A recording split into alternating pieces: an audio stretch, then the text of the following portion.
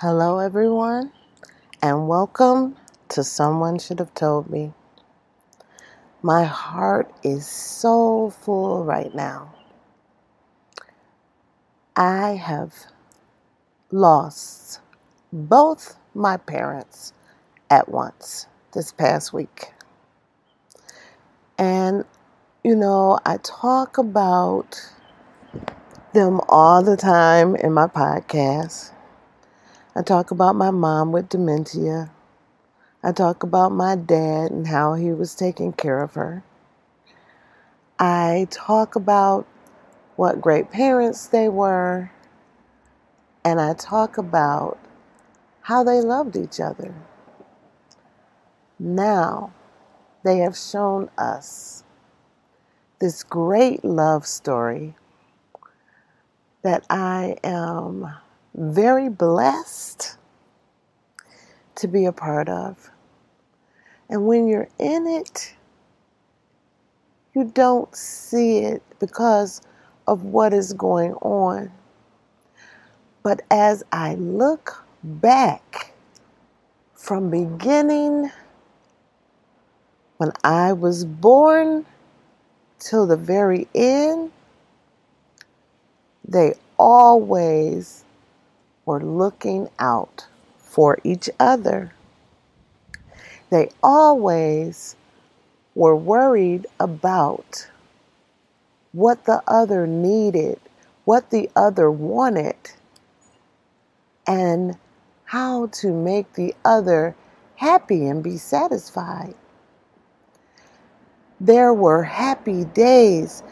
People are coming out from every which way saying that they seen it, that they seen how close they were, how much they loved each other, and how they knew that they weren't going to be able to be without each other. I guess I'm going to start at the end because it's the significance of the story. Now, you guys know my mom had been ill with dementia for the past few years, at least 5. And they were living in a home and they wanted to stay in the home. And we tried to get care inside the home and everything to help with my dad. And we were there. I talk about I was going every Saturday, giving her a bath and washing her hair. Well, things had started to get a little bit more difficult, and they decided that they wanted to move into assisted living. So assisted living, they just moved there in March. And my dad was fine. My dad was fine in March when he was making the decisions of where they were going to live. And so they took them out to the assisted living and they found one that they really liked, and they said, okay, we're going to move here and we're going to have help, and you guys, they're trying to give us a break. That's the kind of parents that they were. They're trying to give us a break because my dad is worried because we're working, and I have one sister that gives herself dialysis. And he's like, we're going to move in assisted living. That's going to give y'all a break. And, y'all can still, be there for us. But, I'm not trying to wear y'all down, as my father would say. So, March, they moved in assisted living. And they were doing pretty decent. And we still end up going because my mother was a determined lady, and you were going to treat her right. And she had standards that needed to be upheld. And I guess the assisted living people were not keeping up with those standards. So therefore, she was refusing to let them do anything for her. Plus, she loves her family so much. She just wanted us to do it because I guess we do it the proper way. And she knew that, 7 kids, we can take care of her. So we start going because the assisted living organization was not taking care of her properly, and there was some issues with the assisted living. So therefore, we start going again. We start going, and then maybe we said maybe we should go twice a week. So my mom was up walking. We were continuing her care, and they were in this assisted living. They didn't have to worry about meals because the meals were provided in the assisted living, and they were good, even though they were kind of far away from us, at least 20 minutes away from us. And so therefore, here it is. We have Mother's Day, and then my mom had kind of started going down, and then we had to start feeding her, and that was okay too. We'd go and we'd feed her because it come to find out she had refused food for like 2 days. And then when I came in and I found her laying on the floor, I picked her up and we got her in the shower and she ate, and then she started to come back around. We were giving her Ensure. She started to come back around, and then she started walking again, and things were looking up. Then we went on Saturday. I think this particular Saturday, I end up going alone because we were going more. So then my other sisters had been going all week. So when Saturday came and I was able to go, I went on Saturday, and I think it had been, a couple of times, maybe another time within the week. She was walking on Saturday. I had her walking in the hall and holding a wheelchair, and she was doop, doop, doop, because that was her thing. She would just like sing and shake because she would dance a little bit with the wheelchair to show us that she was doing good and feeling good. So then that Monday, me and my sister went, and she said she couldn't stand up. She was like, no. We thought maybe it was her knee or her foot. She was really saying like it was her knee. So we put some Bengay on her knee, and we gave her some Tylenol, and we put her in the bed, and then we left.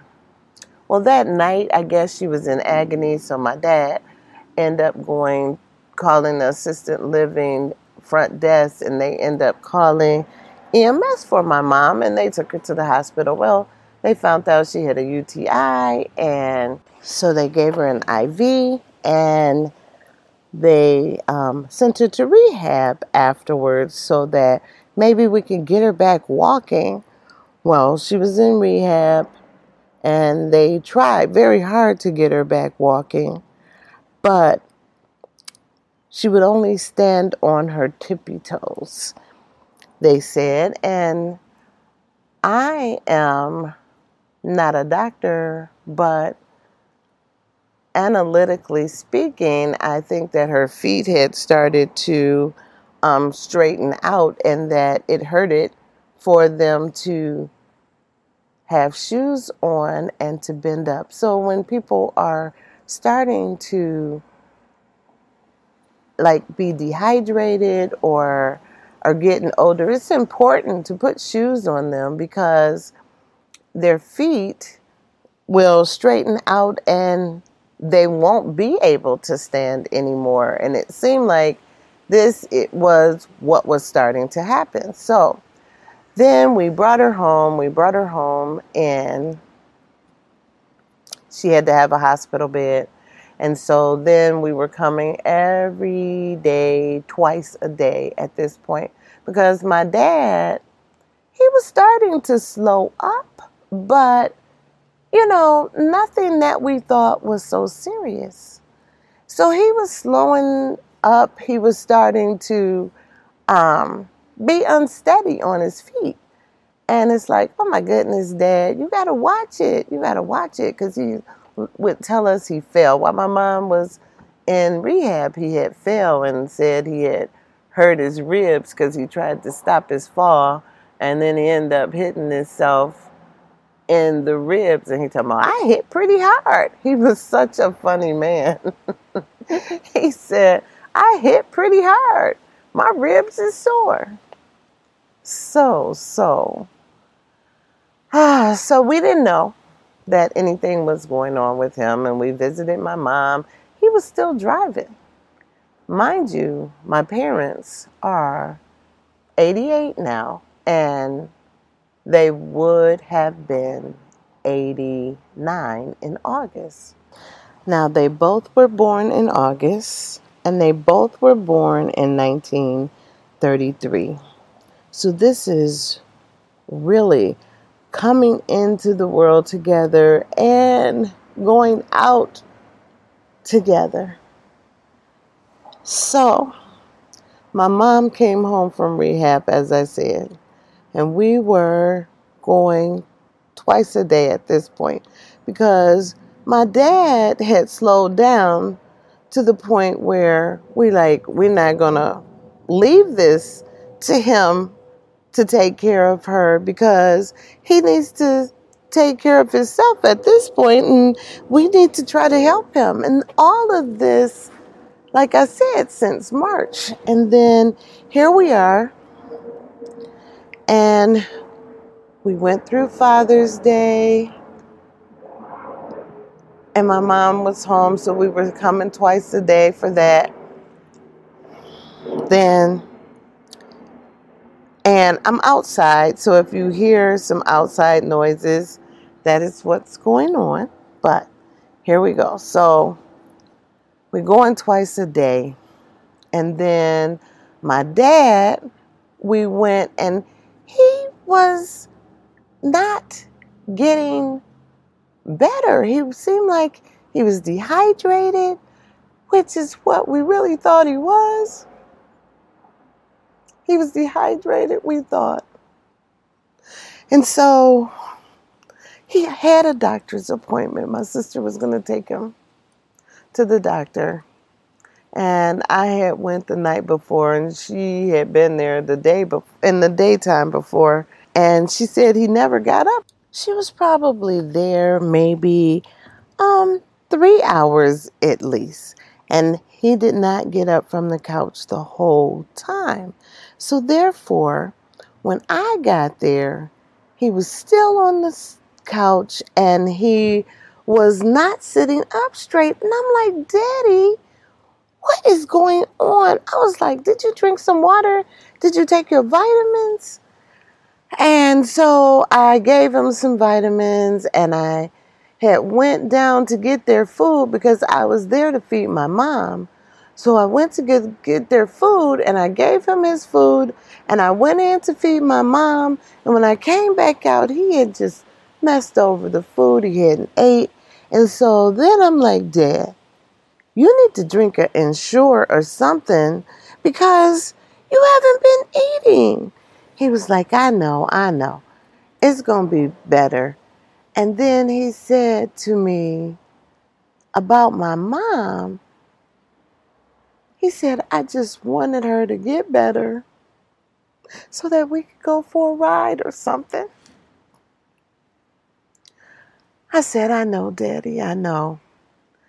And I said, you know what? I'm going to put you in the bed before I go because you seem a little unsteady. He said, okay.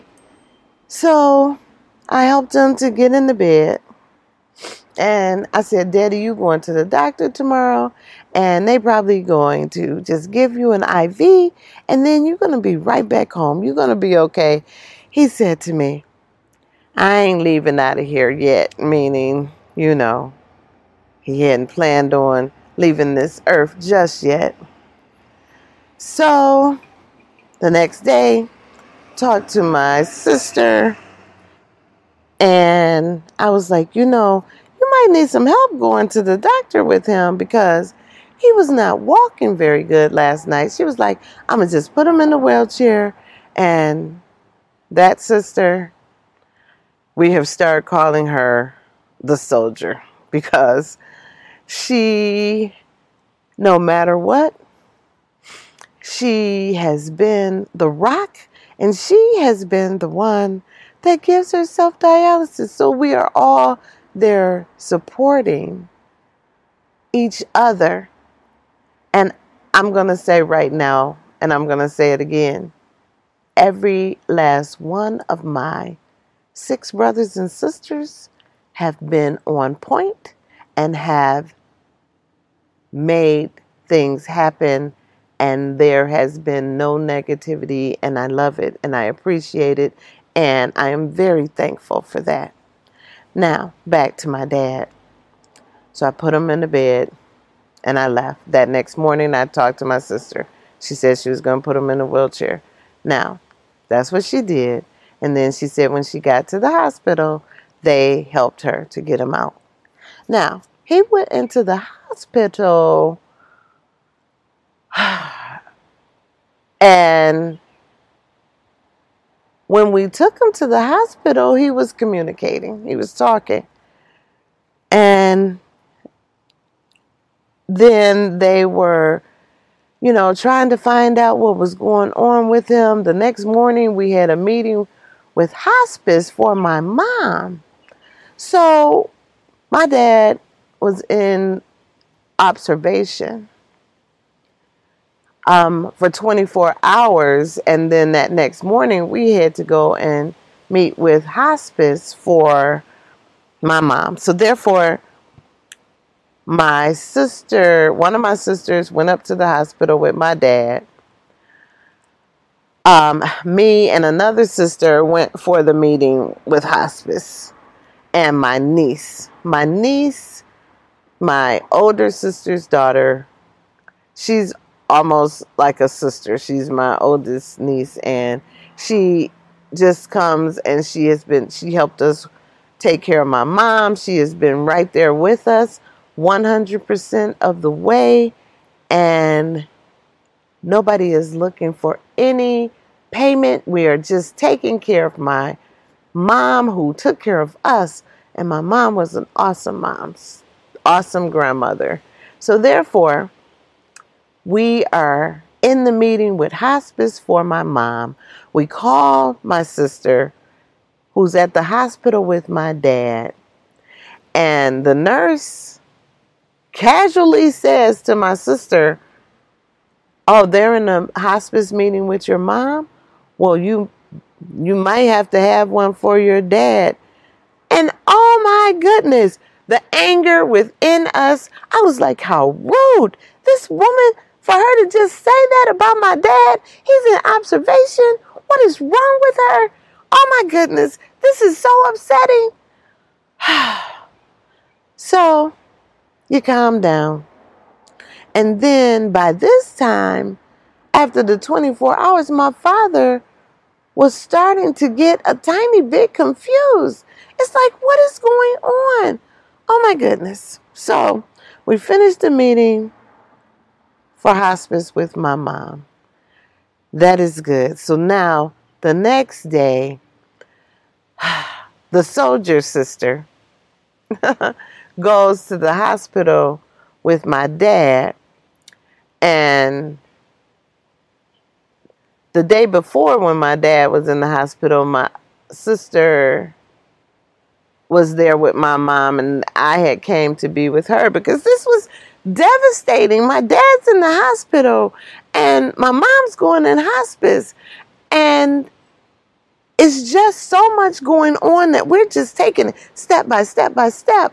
not even thinking. So one would relieve someone at the hospital with my dad, one would relieve someone at the house with my mom, and then the third day. So they finally got a bed for my dad. By this time, he couldn't even speak. And when I got to the hospital to see my dad, I had been there with my mom, and then I went to go see my dad. The next day, after I was on my way back to my mom's, because at this point we were spending the night. We had to take turns spending the night there with my mom. So at this point, I go see my dad, and then I come back home, pick up my husband, and then we go and we spend the night with my mom.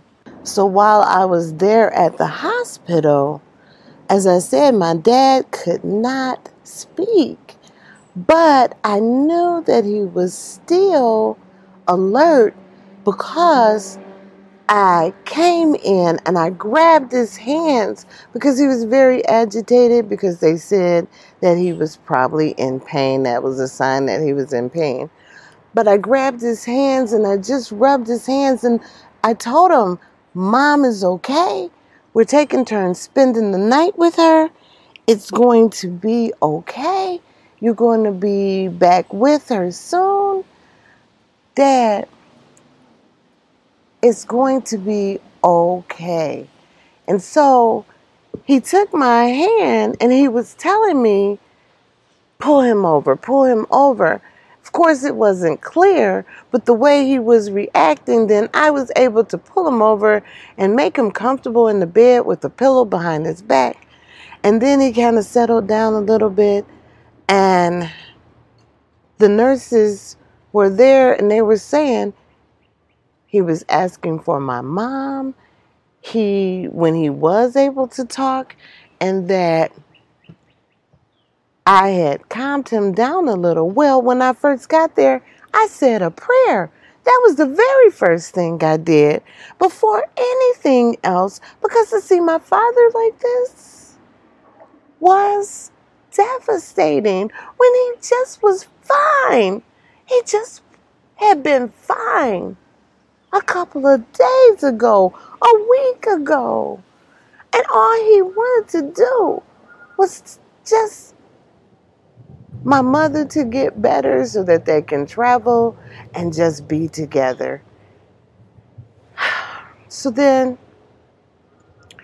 they told me while I was there that he was put on hospice on Friday and that they were going to be discharging him on the 4th of July morning. So my sister had said that when they come home, she wanted to take them to her house. When he comes home, then no one would have to spend the night out there with my mom. They would be together. And so we had went there that Sunday after we left my mom. Then we went to go see my dad and made sure everything was set up for when he was going to be discharged. Talking to my sister on the phone with the nurse, and everything was set up. So she was getting everything ready at her home for them. So the next day, the 4th of July. The 4th of July, they came, they brought my dad. They were very good at the things that they did for us. So they brought my dad to my sister's house, but they said because of the holiday, they were not going to be able to bring my mom until Tuesday morning. My sister would not be easy with that. She was like, oh my God, we just want them to be together, and he's home, she's here. If you get me a bed, we will get my mother here. Don't even worry about it. So they said, okay, we'll get you a bed. So they brought the bed. My sister and her husband was there at my mom's. They had relieved my brother who had spent the night before, and then they came to relieve him, and they were there. And my sister, whose home they were going to, called them and said, the bed is here. You can bring her. So they together put my mom in the car and drove her to my sister's house, and we all assisted, and we got her in her bed and comfortable. And then we started saying, Mom, Dad is here. Dad, Mom is here. Dad, you guys are together. And so they were together, and I can't even tell you what time my mom actually got there, but it had to be between, I'm going to say between 2 and 4. I am not sure. Time was not on my mind at this time. So we kept going in. My one sister was like, oh my goodness, you know, he seems to have a lot of phlegm. They told us that he couldn't have not even water. So we kept taking those sponges and putting ice water on him. He seemed to enjoy them so that he can have, you know, a little wetness in his mouth. Oh my goodness, it was something. My father to go from being perfectly okay and well till his diagnosis being multi-melanoma, which means that cancer has spread even in his bloodstream. And so he was there, and we were attending to him, and my mom was there, and we attended to her, and we tried to give her some water or something to drink, and she was choking on it, so we couldn't give her anything else to drink or eat because she could not drink even the water. So they're in the room together. Neither one of them can communicate, but they're together. And I know that they heard us when we said that each one was there. And so we stayed there, and every last one of my brothers and sisters were there. And then we said, okay, we're about to leave. And it had to be maybe 7:15. So we all got in our cars and we left. And my sister was there and her mate. And then my niece came from work and went in to see my dad. And she came out with tears in her eyes saying, I don't think he's still here. So my sister's mate is a fireman. So he went in and checked. And so my sister called us all. And all she said was, you got to come back. We didn't ask no questions. Not one of us asked a question. We just turned our cars around because none of us had made it home yet.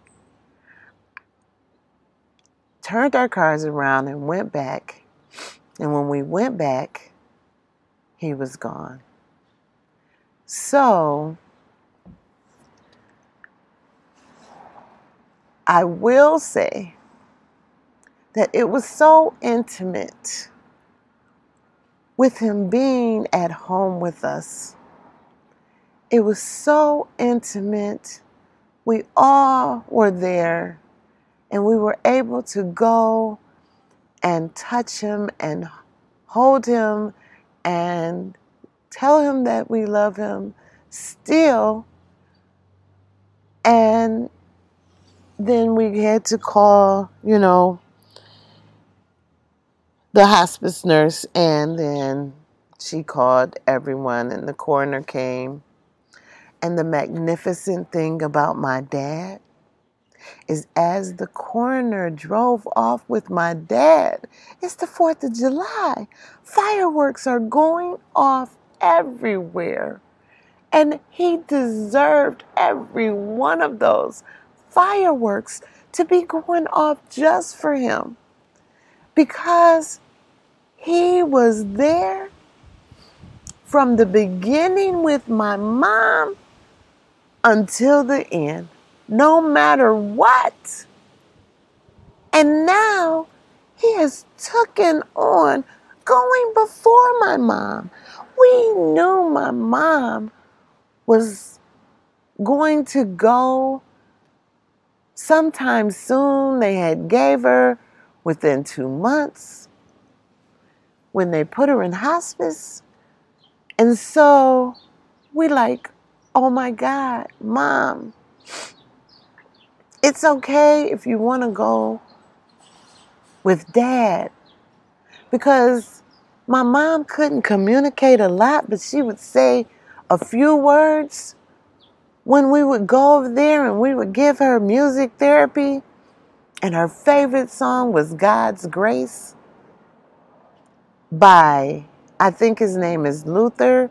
I don't know his last name, but that was my mom's favorite song. So we would play it for her when we would go over to feed her and wash her. And then we would play CeCe Wining's Believe. And then at the Dove Awards is Corrine Hawthorne and Natalie Green. Speak the Name of Jesus. And when I played that for my mom the first time, she was like, that is beautiful. So those are the things we would do when we would go over there. So my dad was gone, and he drove off. And we did tell my mom, and I don't know if she fully comprehended, but it was less than 24 hours before she passed. Now, after we went home, after my dad passed, and I got up the next morning, and it was my turn to go and give my mother a bath. So I went to my sister's house, because just because she was at my sister's house didn't mean that it was all my sister's responsibility. And it was my turn to give my mom a bath. So I went to go give her a bath. And I cleaned her up really nice and put a really pretty dress on her. And her sister was coming to visit that day. And she didn't make a sound when I washed her, when I turned her, just a little sound, like maybe it was hurting a little bit. I oiled her body, and I kept constantly telling my mother what a great mom she was.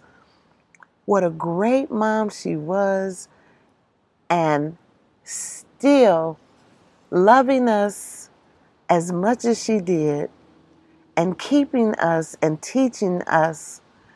And then my other sister came and helped, and we were in there together, just loving my mother and telling her how much we loved her, and that we understood if she wanted to go with my dad.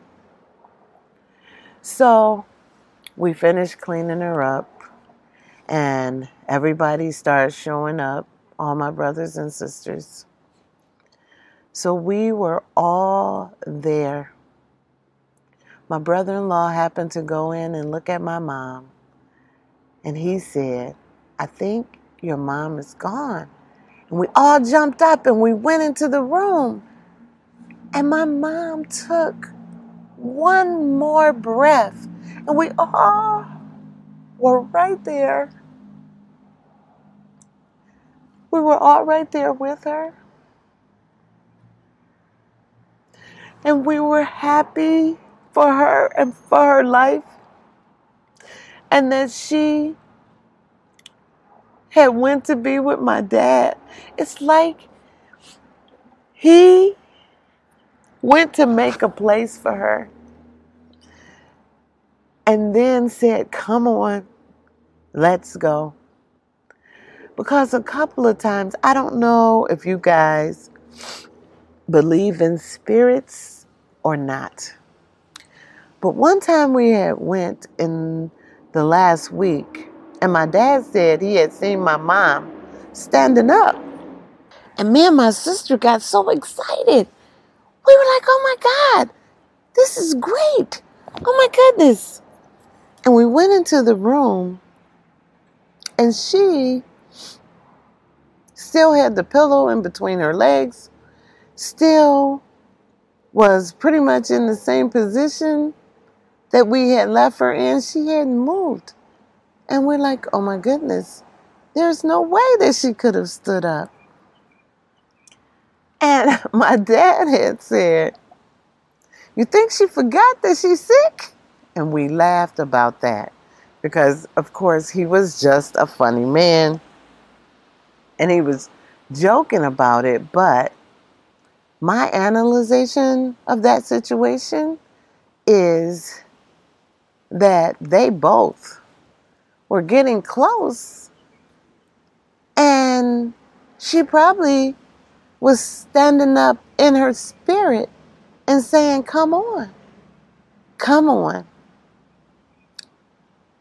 But that it didn't happen that way. It happened only the way that the divine spirit wanted it to have. And it was so funny because you try to still find the truth, and the truth sometimes is funny. But my sister said, you know what? She didn't never like going nowhere by herself. And we started to chuckle. But we are so happy, and we take solace that they are together and that they have lived their whole lives together, loving each other and worrying about each other. And I'm going to have to do a podcast about that love, because what I seen my whole lifetime is that my mother was always worried about my father, about his happiness, about was he okay, no matter where she was. She was like, I got to get home and cook some dinner for my husband. I got to do this for my husband. And since they have passed away, the minister that is going to do the eulogy, he said to me that my mother said, we ain't never spent a night apart. And I know that that is not always possible for everyone, but that was them. And they always worried about each other. I can even remember a time when my mom was pregnant with my brother, youngest brother, and we always went to church on New Year's Eve to bring the New Year's Eve in at church. You know, the night watch service is what they called it. And my mom was pregnant, and she was bedridden when New Year's came in because he was born that January 25th on my older sister's birthday. But New Year's Eve, we had went to church, but my dad did not want to be away from my mom when the New Year came in. So before the New Year came in, he gathered us up out of church, and we drove home so that we could be with my mom, even though she was bedridden. And we all got on our knees around that bed, and my father prayed that New Year in. That is one great memory that I have about my parents, and I'm sure I'll be sharing more. But I have went way over my usual time, and I ask you guys to pray for me, even though I feel so blessed to be a part of my family and to be a part of this special love that my parents had. And they have really took it to the end. And my dad had given my mother that necklace that said, I love you then. I loved you still. And I'll love you till the end. Because they took it way past death now. And now they're together. And this death is not the end for them. Because they're together and rest in heaven, my parents. I love you so much. And I love each and every one of you guys so much. And I just want to get through this because we haven't even went to the funeral yet. And I'm taking it day by day by day, moment by moment. Please say a prayer for me and my family. And I love you all. And I will talk to you again soon. You can listen to me on Apple Podcasts, Google Podcasts, Pandora, Spotify, Listen Now, and YouTube, and anywhere else that you listen to your podcast. Thanks for listening to me, and I will talk to you again soon. You can email me at sshTmpodcast@gmail.com. Have a great week, guys, and I'll talk to you soon.